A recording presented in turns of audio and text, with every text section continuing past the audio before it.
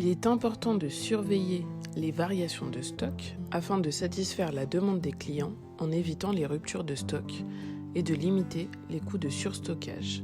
Le logiciel de gestion des stocks me permet de suivre chaque référence. Première étape, la livraison.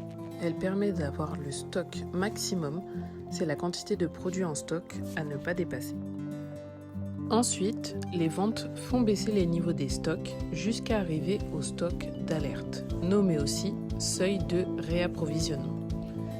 C'est la quantité de produits en stock qui déclenche une commande. Cela permet d'assurer les ventes pendant le délai de livraison tout en tenant compte des imprévus. Le stock d'alerte est composé du stock de sécurité, c'est la quantité de produits en stock en plus du stock minimum. Il permet de faire face à un imprévu comme un retard de livraison ou encore la variation des ventes.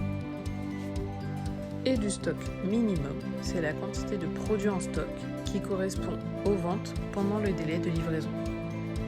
Voici une fiche de stock, c'est un document qui permet de suivre les mouvements et de connaître l'état des stocks. Il y a une fiche par produit.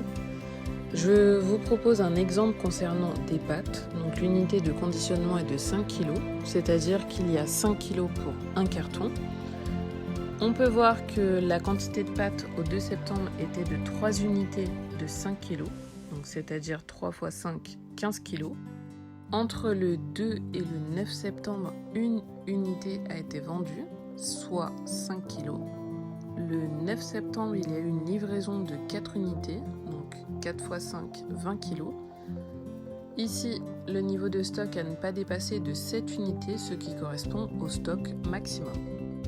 Les ventes moyennes hebdomadaires, c'est-à-dire pour une semaine, sont de 10 kg, c'est-à-dire 2 unités de 5 kg. Et le délai de livraison est d'une semaine, donc le stock minimum correspond aux ventes d'une semaine. Le stock d'alerte est de 3 unités, il correspond au stock minimum plus le stock de sécurité, c'est-à-dire 2 plus 1. Ce stock d'alerte a été atteint le 2 septembre.